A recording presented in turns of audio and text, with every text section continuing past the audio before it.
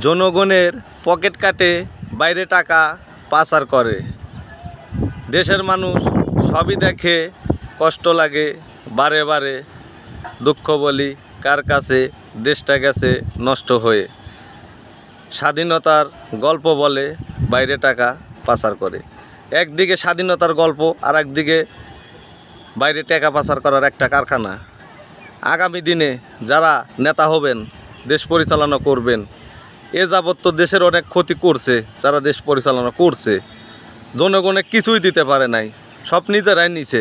নিজেরা নিয়েও শান্তি পায় নাই, অশান্তির মধ্যে আছে। হালাল উপার্জন করুন, হালাল ইনকাম না করলে কোনো কিছুতেই শান্তি পাওয়া যায় না। শান্তি দেওয়ার মালিক একজন, সেই একজনের কাজটা সবার কাছে যাতে পৌঁছা দিতে পারি, সেইভাবে দেশ পরিচালনা করবেন। ঝামেলামুক্ত দেশ করবেন, সবাইকে ভালো রাখবেন। আশা করি ভালো থাকেন। আসসালামু আলাইকুম।